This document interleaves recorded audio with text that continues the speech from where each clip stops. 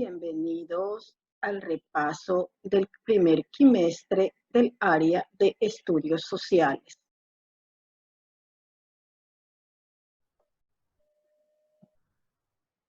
Iniciamos con el estudio del territorio ecuatorial. El nombre de nuestro país oficialmente es República del Ecuador. Su capital es Quito, ubicada en la provincia de Pichincha. El idioma oficial es el castellano y en segundo lugar el quichua, que lo habla la mayoría de la población indígena. Aproximadamente tiene 17 millones de habitantes. Su localización es en América del Sur y su extensión territorial es de 256.370 kilómetros cuadrados. Ecuador es un país megadiverso. Los límites de nuestro país son al norte Colombia, al sur y al este el Perú y al oeste el Océano Pacífico. Tenemos 4 regiones naturales: costa, sierra, oriente y Galápagos, cada una con diversas características. En la costa el clima es templado, la vegetación no es uniforme y sus playas son únicas. Mientras que en la sierra el clima es frío, tiene un relieve único que lo forma la cordillera de los Andes. En el oriente el clima es húmedo, consta con selvas vírgenes donde existe diversidad de fauna y flora. Tenemos a Galápagos. El clima es cálido tropical, parecido al de la costa. Las especies son únicas a nivel mundial. La flora también es diversa y recordemos que Galápagos es patrimonio natural de la humanidad. Tenemos las áreas protegidas. El Sistema Nacional de Áreas Protegidas, por sus siglas SNAP, está conformado por 56 reservas naturales. Estas son territorios de tierra o de mar que tienen una gran diversidad biológica, donde albergan varios recursos naturales y culturales, algunos de los cuales benefician a los seres humanos. Las áreas protegidas se dividen en parques nacionales, que son en nuestro país 11 áreas en las que se encuentran uno o más ecosistemas con hábitats de importancia para la ciencia y la recreación. Tenemos como ejemplo el Parque Nacional Cotopaxi. Las reservas ecológicas son 9 áreas extensas con una o más ecosistemas que poseen especies en peligro de extinción. Dentro de la costa tenemos las reservas manglares Cayapas y las reservas manglares Churute. Las reservas marinas. Estas reservas buscan proteger ecosistemas y especies marinas. Muchas veces tienen restricciones de pesca. Existen 3 reservas. Galápagos es una de ellas. La otra está en Esmeraldas y en la provincia del Guayas. Continuamos con los refugios de vida silvestre. Estas son áreas menos extensas. Protegen especies endémicas amenazadas. Estos refugios tienen fines científicos, educativos y recreativos. En nuestro país hay 10 refugios de vida silvestre. Como ejemplo tenemos el refugio de vida silvestre Paso Ochoa. Las reservas biológicas son 5 áreas grandes que protegen ecosistemas completos y poco alterados. En la Amazonía hay 4 de ellas.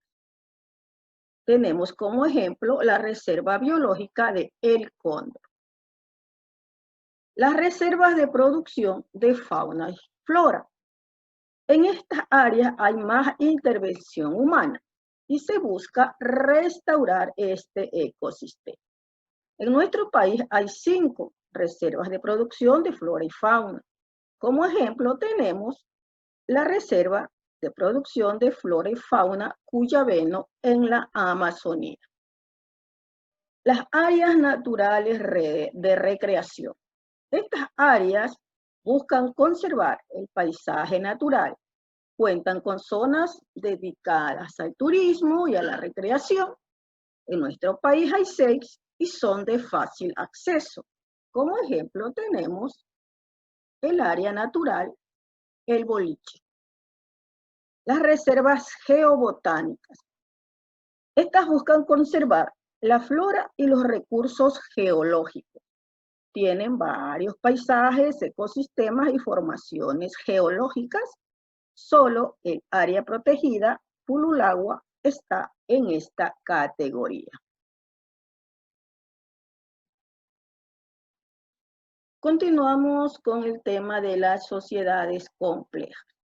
Las sociedades complejas entran en el periodo de integración, que va desde el año 500 al 1532 después de Cristo. En esta etapa, los pueblos pequeños y las aldeas se van integrando para conformar grandes poblados. La agrupación de estas aldeas formaban cacicazgos, que también compartían espacios de cultivo, sistemas de riego y herramientas para trabajar. Es decir, estaban dirigidas por los caciques. La organización social y política de las sociedades complejas. Como ya dijimos, la autoridad era el cacique, quien vivía en el centro de la aldea. Los agricultores, alfareros, pescadores, artesanos vivían a su alrededor. En esta etapa se intensificó la producción agrícola. Se construyeron grandes obras como las pirámides y montículos que demandaron del trabajo de muchísima gente. Se difundió el uso del metal con piedras preciosas. En la alfarería se representaron diferentes aspectos y personajes de la sociedad como chamanes, comerciantes y muchísimos objetos rituales. Mantuvieron su autonomía, tanto política como económica, gracias a los recursos naturales que tenían a su alcance. Los incas. ¿Quiénes eran los incas? Según los cronistas, que son los historiadores, los primeros incas se originaron en los territorios de los actuales países Bolivia y Perú. Los incas iniciaron su existencia en el siglo XII, con el liderazgo de Manco Cápac. En los años siguientes, cada gobernante continuaría con la expansión hasta formar el gran imperio llamado Tahuantinsuyo. ¿Qué significa 4 partes? Este territorio estaba dividido en 4 regiones.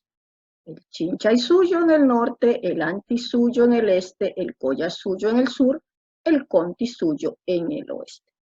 El centro del imperio se encontraba en la capital, el Cusco, desde la cual partían caminos hacia las 4 direcciones o partes del imperio. Esta red de caminos que atravesaba todo el gran imperio inca se llamó Capac Ñan o Camino del Inca. El imperio consiguió su máxima expansión durante el gobierno del Inca Pachacuti, desde 1438 hasta 1471. La organización social del imperio estaba dividida en las clases privilegiadas y las clases no privilegiadas. El principal gobernante era el Zapa Inca, junto con su familia, y la sociedad más alta formaban la realeza. La nobleza de sangre era conformada por familias de los anteriores gobernantes y sus hijos, más la clase sacerdotal. Luego venía la nobleza de privilegio. Estaba conformada por los curacas, que eran los líderes de los pueblos, los mercaderes, los sacerdotes, los administradores, que formaban la nobleza de privilegio. Debajo de estos grupos de poder estaban los ciudadanos comunes, como artesanos, agricultores, pastores, comerciantes, que trabajaban para el imperio. Continuaban los mitimaes o migmas, que eran enviados a realizar labores de defensa agrícolas y mineras a los territorios conquistados. Los yanaconas, que eran los sirvientes de las clases poderosas. Por último, los piñacunas, quienes eran los esclavos obligados a trabajos forzados en las zonas más alejadas, o sea, en las selvas altas.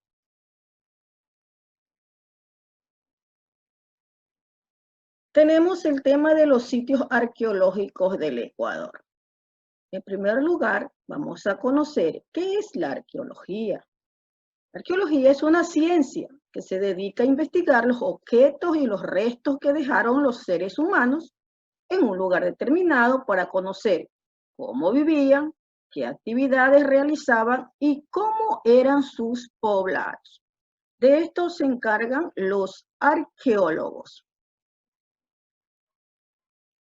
Sitio arqueológico es el lugar donde se encuentran restos, artefactos o construcciones realizadas en una época pasada y que tenían un uso específico. El contexto, ¿qué es el contexto? Es lo que nos permite conocer no solo la antigüedad de los restos, sino también quiénes vivieron allí o para qué utilizaron ciertos materiales o lugares. Dentro de los lugares arqueológicos en nuestro país tenemos Real Alto. Real Alto fue una de las primeras aldeas del continente americano. Se formó aproximadamente entre el 3400 y el 1500 a.C. Consistía en un conjunto de casas ubicadas alrededor de una plaza central, que según sus descubridores fue un centro para realizar ceremonias. En Real Alto se pueden distinguir hasta 3 etapas de ocupación del sitio de cientos de años cada una. Una de las más tempranas se encontraron cerámicas, vasijas, cuencos, cembríos, hachas de piedra, y de la última etapa se hallaron pozos para almacenar alimentos, objetos metálicos, piedras de moler, una cerámica mucho más compleja, tumbas y montículos. También se pueden notar cambios en el proceso de la agricultura, de los rituales, de la cerámica y la dieta a partir de estos hallazgos.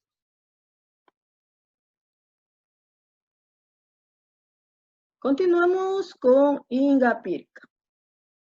Ingapirca es uno de los sitios donde se asentaron los incas. Se encuentra ubicado en la provincia del Cañar, al sur del país, a 3.160 metros sobre el nivel del mar y a 16 kilómetros de la ciudad de Cañar.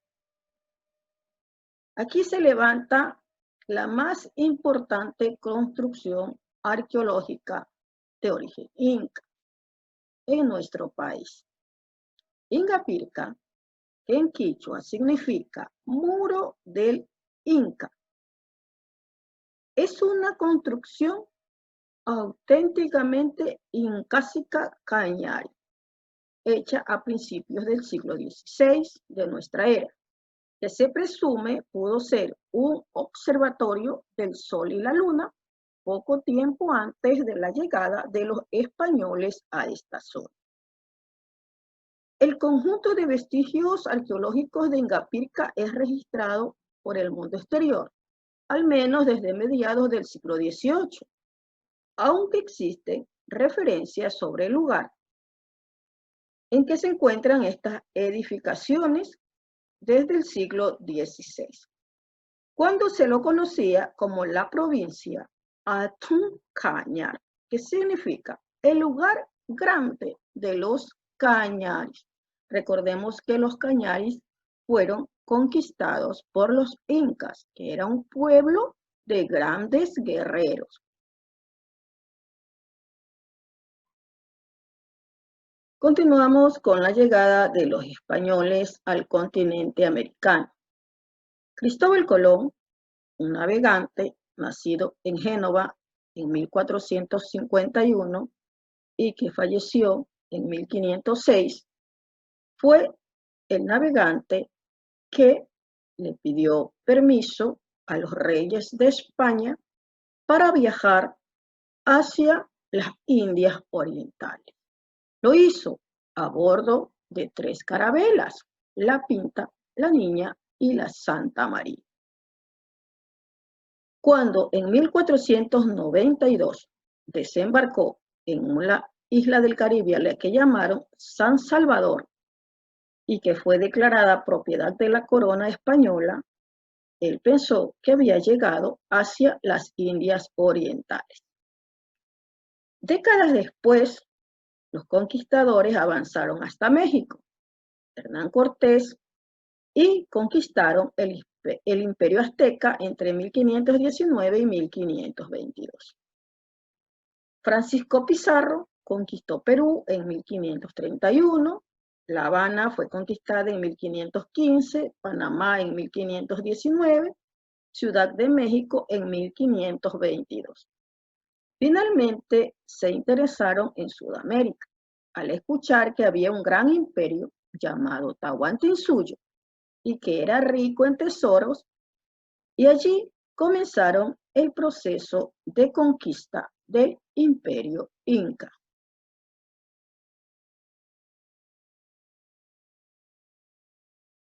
Los conquistadores españoles. Después de la llegada de Cristóbal Colón a América, la corona se interesó en obtener riquezas y expandir sus territorios. Los conquistadores fueron en su mayoría gente que no provenía de la nobleza, más bien eran campesinos, soldados, artesanos, mercaderes y marineros. Todos los conquistadores estaban bajo el mando del rey, encargado del gobierno y la justicia. Entre los vasallos y la corona había obligaciones, servicios y recompensas por los territorios conquistados. La corona dictaba leyes sobre cómo llevar a cabo la conquista. Ella no seleccionaba a los expedicionarios. Estos viajaban con sus propios recursos con la esperanza de obtener una recompensa. Para asegurarse del cumplimiento de las obligaciones de los conquistadores, la corona envió un delegado a los territorios americanos para supervisar las acciones que se llevaban a cabo dentro de ellos. Este tipo de inspecciones causó muchos conflictos. Los conquistadores no querían un control sobre los viajes y menos aún sobre la repartición de las tierras que conquistaban, las riquezas que acumulaban y los indígenas a los que sometían. La relación entre los conquistadores y los indígenas. Al llegar a América, los conquistadores establecieron alianzas con algunos indígenas. Muchos caciques habían muerto y en otros casos los conquistadores los habían reemplazado por caciques aliados a ellos. Por otro lado, algunos indígenas se unieron voluntariamente a los españoles para luchar. Recordemos que aquellos que no estaban de acuerdo tanto con Atahualpa como con Huayna Cápac por su forma de gobernar, se unían a los españoles. Otros fueron obligados, fueron secuestrados. Llegó un punto en que las enfermedades y las guerras habían reducido tanto la población nativa que fueron prohibidos los secuestros. En esta relación también hubo dos etapas importantes. Las encomiendas. A los indígenas se les quitaban sus tierras y luego se les cobraban tributos o impuestos por evangelizarlos. Quien recibía los tributos era el encomendero, quien era parte de la corona española. Las mitas. Los indígenas eran sometidos y obligados a trabajos forzados por turnos y sin ninguna remuneración. Es decir, trabajaban totalmente gratis y no se les pagaba por su trabajo.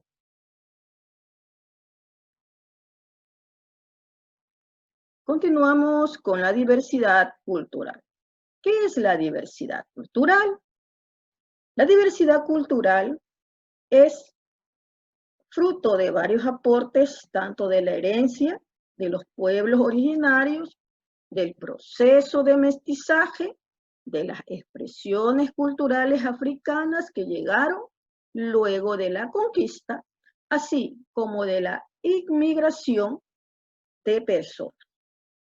En nuestro territorio conviven varios pueblos con sus respectivas historias, tradiciones y costumbres que muchas veces son compartidas a través del territorio nacional.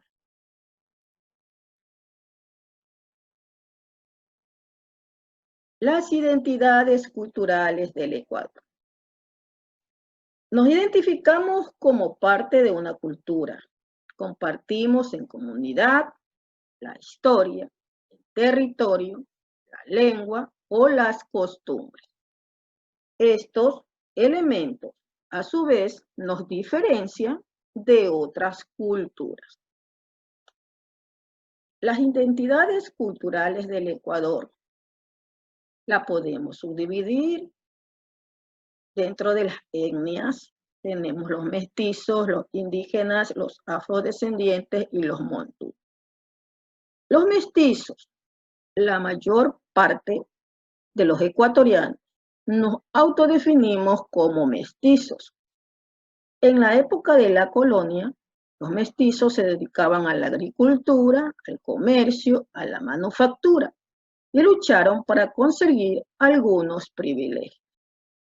Hasta fines del siglo XIX, los mestizos campesinos todavía enfrentaron la exclusión social y económica.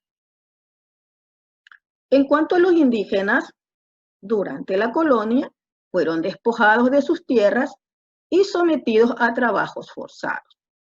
En la época republicana, continuaron bajo el dominio de los terratenientes en las haciendas serranas y las plantaciones de cacao en la costa. En el siglo XX se organizan y consiguen el reconocimiento de sus derechos. Los afrodescendientes. En el siglo XVI, un grupo de esclavos africanos sobrevivió a un naufragio en las costas de Esmeraldas y se establecieron en esta provincia, como también en Imbabura, donde los jesuitas trajeron esclavos para trabajar sus cultivos de caña en haciendas en la zona del Valle del Chota. Finalmente, tenemos los montubios, que eran habitantes de las zonas rurales de la costa, con tradiciones que vienen de lo mestizo, lo indígena y lo afro. Durante la colonia y la república están vinculados con trabajos agrícolas en las plantaciones. Esto ha sido el repaso del área de estudios sociales para la evaluación quimestral.